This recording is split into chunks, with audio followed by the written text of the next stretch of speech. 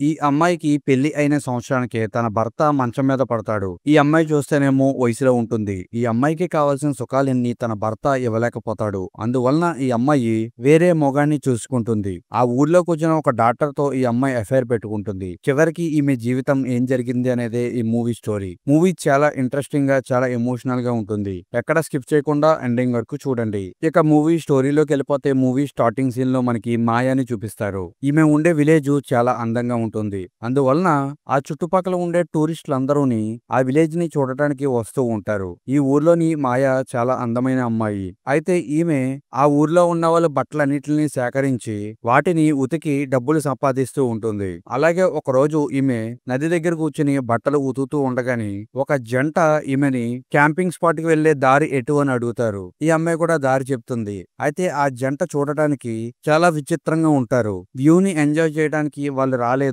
ఇద్దరు ఈ అడవిలో ఇంటిమేట్ అవుతాకి వచ్చారు అన్న విషయం మాయా కనిపెడుతుంది. ఆ కపుల్ ని ఫాలో అవుతూ వెళ్తుంది. ఆ కపుల్ కూడా ఒక ప్లేస్ కి వెళ్ళిన తర్వాత ఇంకా ఆపుకోలేక ఇంటిమేట్ అవుతారు. వాళ్ళని చూస్తూ మాయా కూడా సెల్ఫ్ సాటిస్ఫై అవుతుంది. తర్వాత ఈమె ఇంటికి వెళ్తుంది. ఇంట్లోని ఈమె హస్బెండ్ కదలకుండా ఒక ప్లేస్ లో కూర్చుని ఉంటాడు. ఇతని పేరు వచ్చేసి రోడెల్. రోడెల్ ఆరోగ్యం అస్సలు బాగోదు. ఒకరోజు ఇతను పనిచేస్తూ ఉండగా ఇతని నడుము పైన చెట్టు పడుతుంది. ఆ తర్వాత నుంచి ఇతని కాళ్ళన్నీ పని చేయకుండా పోతాయి. నెక్స్ట్ సీన్ లో చీకటి పడుతుంది. మాయ రోడెల్ దగ్గరికి వెళ్లి అతను పట్టుకుని అతనితో ఇంటిమేట్ అవుదామని అనుకుంటుంది. కానీ రోడెల్ మాత్రం మాయాని సుఖపెట్టలేకపోతాడు. అందువలన రోడెల్ కూడా చాలా బాధపడతాడు. మాయ కూడా రోడెల్ ని అర్థం చేసుకుని అక్కడి నుంచి వెళ్ళిపోతుంది. నేను నా భార్యని కూడా సుఖపెట్టలేకపోతున్నాను. నా భార్య ఎంతో కష్టపడుతుంది నా గురించి అని రోడెల్ చాలా బాధపడుతూ ఉంటాడు. ఇక ఆ తర్వాత రోజు మాయ దేవుడు గుడి దగ్గరికి వెళ్లి దండం పెట్టుకుంటూ ఉంటుంది. ఆమె ప్రతిరోజు పని చేస్తాకి వెళ్లేటప్పుడు అలాగే దండం పెట్టుకుని వెళ్తూ ఉంటుంది. ఈమె దేవుణ్ణి ప్రార్థిస్తూ ఉండగాని ఈమె దగ్గరికి ఒక వ్యక్తి వస్తాడు. ఇతని పేరు ఓలెన్. ఓలెన్ కి మాయ అంటే ఒక రకమైన పిచ్చి. ఓలెన్ మాయ గురించి ఏదన్నా చెయ్యాలి అని అనుకుంటూ ఉంటాడు. సింపుల్ గా చెప్పాలి అంటే ఆమెతో గడపడానికి ఎంతమందన్నా చంపేసి సైకో అన్నమాట. ఎప్పుడు ఓలెన్ మాయాని ఇబ్బంది పెడుతూ ఉంటాడు. మాయ మాత్రం ఎప్పుడూ అతని దగ్గర నుంచి తప్పించుకుని వెళ్ళిపోతూ ఉంటుంది. అయితే ఒకరోజు మాయ నది దగ్గర కూర్చుని బట్టలు ఉతుకుతూ ఉండగా మాయా దగ్గరికి ఒక వ్యక్తి వస్తాడు. ఇతని పేరు జైరోన్. మాయాని ఇతను అడుగుతాడు క్యాంపింగ్ స్పాట్ కి దారి ఎటు అని. మాయా కూడా అటువైపు వెళ్ళాలి, మీరు కన్ఫ్యూజ్ అవుతారేమో, మా ఇల్లు కూడా అటువైపే, నాతో పాటు రండి చూపిస్తాను అని ఆ జైరోన్ ని మాయా కూడా తీసుకువెళ్తుంది. ఈ సిచ్యువేషన్ లోనే మనకి అర్థమవుతుంది మాయా ఎన్నో రోజులుగా తన హస్బెండ్ తోని ఇంటిమేట్ అవ్వలేదు కాబట్టి ఆమెకి ఎవరితో ఇంటిమేట్ అవ్వాలి అన్న కోరిక కలిగింది అని. అయితే వీళ్ళిద్దరూ కొండ ఎక్కుతూ ఉంటారు. ఒక ప్లేస్ కి వచ్చిన తర్వాత మాయా తన కాలికి దెబ్బ తగిలినట్టు కింద పడి యాక్ట్ చేస్తూ ఉంటుంది.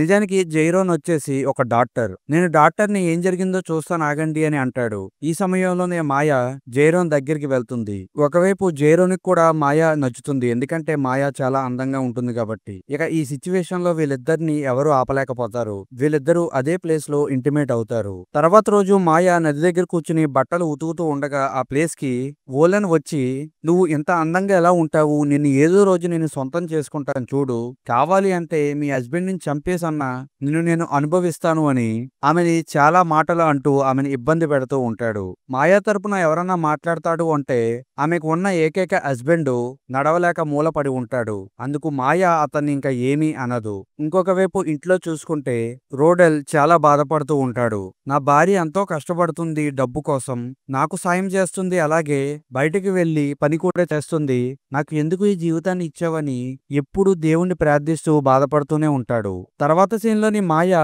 ఇంటి బయట నుంచుని ఉన్నప్పుడు మాయా దగ్గరికి జైరోస్ వస్తాడు. నీ గురించి నేను చాలా వెతికాను, ఊర్లో ఉన్న వాళ్ళని అందరిని అడిగితే ఈ అడ్రస్ చెప్పారు అని అంటాడు. ఇక్కడే మాయా తనకి పెళ్ళయిందని, తనకి ఒక హస్బెండ్ ఉన్నాడని జైరోస్ కి చెప్తుంది. అది వినగానే జైరోస్ షాక్ అవుతాడు. నీకు పెళ్లి అయిపోయిందా, హస్బెండ్ కూడా ఉన్నాడా, మీ హస్బెండ్ ఏం చేస్తూ ఉంటాడు అని అడిగితేని మాయా తన హస్బెండ్ కి జరిగిన విషయం అంతా చెప్తుంది. ఈ సిచ్యువేషన్ లో జైరోస్, నువ్వు ఏమీ బాధపడకు, నేను డాక్టర్ని కదా, మీ హస్బెండ్ ని నేను నడిచేలా చేస్తాను, మీ హస్బెండ్ ఎక్కడ ఉన్నాడు, మీ హస్బెండ్ దగ్గరికి నన్ను తీసుకువెళ్ళు అని అంటాడు. తర్వాత మాయా జైరోన్ ని తన హస్బెండ్ దగ్గరికి తీసుకువెళ్లి పరిచయం చేపిస్తుంది.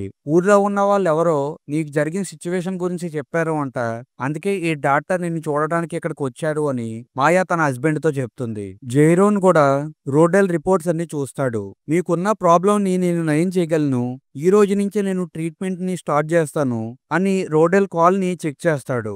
ఆ తర్వాత జైరోన్ మాయ మళ్ళీ అడవిలోకి వెళ్తారు. అక్కడ వీళ్ళిద్దరూ ఇంటిమేట్ అవుతారు. వీళ్ళిద్దరూ వాళ్ళ పనిలో ఉండగానే వీళ్ళిద్దరూ ఇంటిమేట్ అవుతున్నట్టు ఓలెన్ చూసేస్తాడు. చూడటమే కాకుండా తన దగ్గర ఉన్న ఫోన్ తోని వీళ్ళిద్దరూ ఇంటిమేట్ అవుతున్న దృశ్యాలను కూడా రికార్డ్ చేసేస్తాడు. తర్వాత రోజు జీరోన్ రోడెల్ దగ్గరికి వచ్చి తన కాలికి వైద్యాన్ని చేస్తూ ఉంటాడు.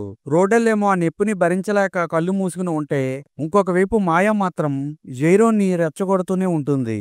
నెక్స్ట్ సీన్ లోని మాయా నది దగ్గర కూర్చుని బట్టలు ఉతుకుతూ ఉండగా తన దగ్గరికి ఓలెన్ వచ్చి తన ఫోన్ లో ఉన్న రికార్డింగ్ ని చూపిస్తాడు. నువ్వు నాకు ఇప్పుడు కోఆపరేట్ చేయకపోతే ఈ రికార్డింగ్ ఊళ్ళో ఉన్న వాళ్ళందరికీ చూపించేస్తాను, మెయిన్ గా మీ హస్బెండ్ కి చూపిస్తాను అని బెదిరిస్తాడు.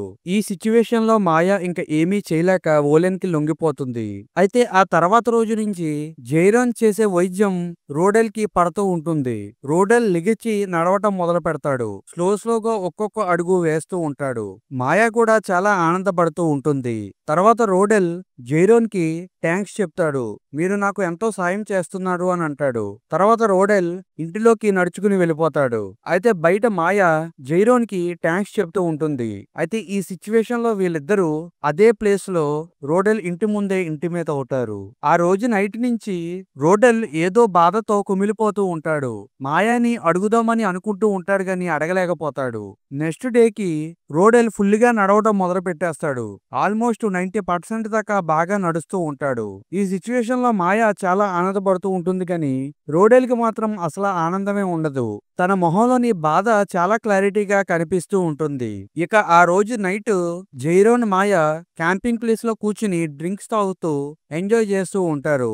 ఆ ప్లేస్ కి ఓలెన్ ఫుల్గా తాగేసి వస్తాడు. తన ఫోన్ లో ఉన్న రికార్డింగ్ ని చూపించి ఇప్పుడు మనం ఇంటిమేట్ అవుదామని మాయాని అంటాడు. పక్కన ఉన్న జైరోన్ కి చాలా కోపం వస్తుంది. ఓలెన్ ని కొడదామని అనుకుంటాడు.